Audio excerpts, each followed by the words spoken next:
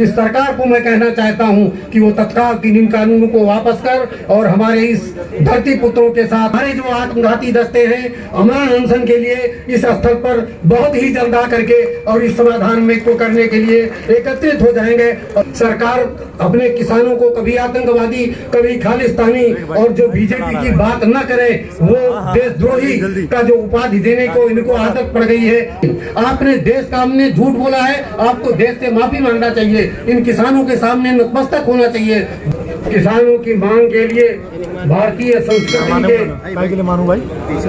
रक्षक के रूप में मानते हुए मैं हमारा यह मानना है कि आपका जितना ही अभिनंदन किया जाए, वंदन किया जाए, चंदन किया जाए उतना कम ही है।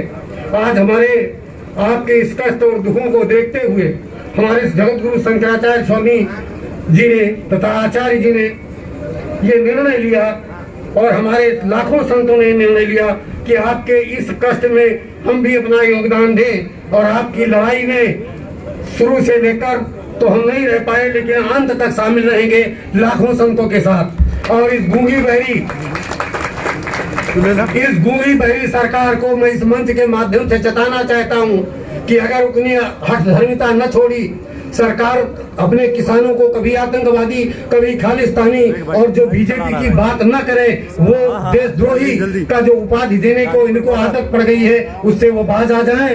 दूसरी बात, अगर ऐसा हुआ तो मैं अपने सिंध चरण से कहना चाहता हूं कि हमारे जो आत्मघाती दस्ते हैं अमरण अनशन के लिए इस स्थल पर बहुत ही जल्द आकर के और इस समाधान में को करने के लिए एकत्रित हो जाएंगे और जिसका नेतृत्व लाखों संतों का होगा और इस भारत का अंतिम संत रहेगा तब तक कि किसानों के साथ खड़ा रहेगा। यह किसान धरती पुत्र है, अन्नदाता है, इसको संबोधनों से संवादित करना संत समाज के लिए बड़ा हितकर है, क्योंकि जिस तरीके से संत को एक परिजीवी भी कहा गया है और हमारा भी पालन पोषण करता ये संत समाज ही है। और हमें सदैव से आज भी देश के जितने मठ मंदिर स्थान और मकान का महत्व चलते हैं हमारे किसानों के योगदान और सहयोग से चलते हैं और हम लोग भी किसान हैं और किसान पुत्र हैं, इसलिए हम संत जरूर हैं लेकिन किसान और किसान पुत्र भी हैं। इसलिए हम इस सरकार को सद्बुद्धि दे भगवान, हमें ऐसा न करना पड़े कि इस आहुति में हम आहुति करते हैं यज्ञ करते हैं लेकिन दुष्टों के विनाश के लिए भी यज्ञ करते हैं। तो अपनी बुद्धि इनकी सुधर जाए, नहीं सुधारने के लिए हम वो भी करेंगे, वो हवन भी करेंगे, वो यज्ञ करेंगे कि आपको समूल उखाड़ के फेंक देंगे। कोई ताकत और सत्ता नहीं है कि जो आपको बचा पाएगी।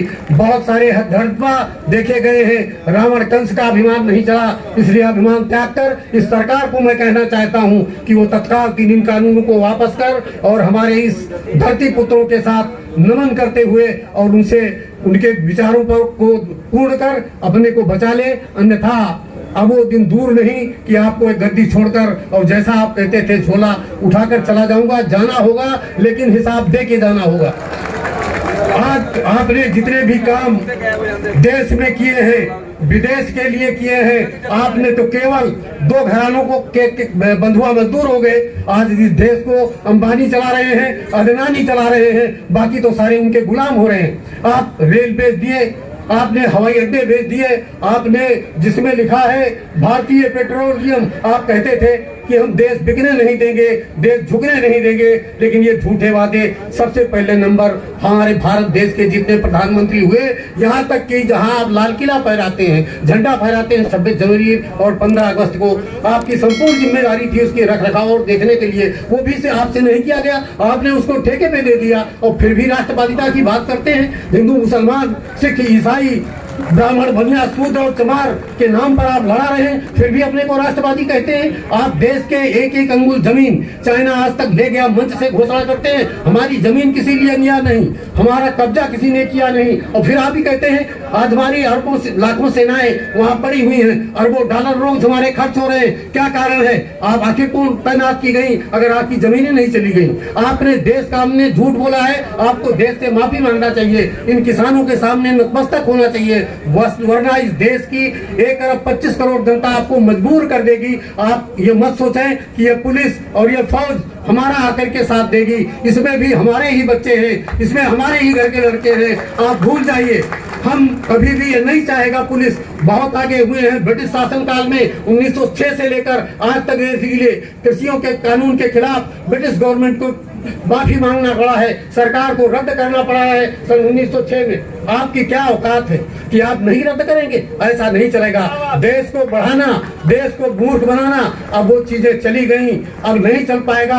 हो सकता है आज लोग कहा करते हैं, हम उसको सुनते हैं, आप प्रधानमंत्री हैं, आप तो बहरे हो गए, सुनते नहीं। लोग कहते हैं मोदी का कोई सगा नहीं जिसको मोदी ने ठगा नहीं। अब रह गई बात, अभी तक वो जो बचा था वो किसान, इनको आप ठग करके इनकी रोटी भी बंद करना चाहते हैं, रोटी छीन कर इनको मजदूर बनाना चाहते हैं। किसान सदैव मालिक रहा है, मालिक रहेगा और मालिक है, इसको कोई दुनिया की ताकत रोक नहीं सकती, न हटा सकती है। आप जो है इनको खालिस्तानी कह करके देश का अपमान किया है, भारत देश का अपमान किया है। आपने खालिस्तानी झंडे लगवाए हैं, आपके इनको बंद करना चाहिए था। यह आपकी दोहरी राजनीति और दोहरा चरित्र, आप देखते कुछ है, करते कुछ है और कहते कुछ है। आपको समझना होगा, नहीं तो इस सरकारों को जड़ से उखाड़ के फेंक दिया जाएगा। और हमको अगर इस मंच से किसान आंदोलन के कार्यकर्ता, व्यवस्थापक और इसका संचालक अगर हमें इजाजत देंगे तो हम अपने अमर अनशन के संत की टोलियां हमारी आनी शुरू हो जाएगी और वो कभी कहीं बंद नहीं होगी। आदेश मंच और इसकी प्रतीक्षा की है। इन्हीं शब्दों के साथ मैं ज्यादा न बोलते हुए, बहुत सारे लोग हैं, मैं संत पूज्य संत चरणों में अपना सर नमन करते हुए और इन सत्याग्रही तपस्वियों को जो आज हमारे इतने संत हैं, तपस्या कर रहे हैं, इनको मैं फिर एक बार नमन करते हुए और वाणी को विराम देता हूँ। जय हिंद, जय भारत, जय जवान, जय किसान।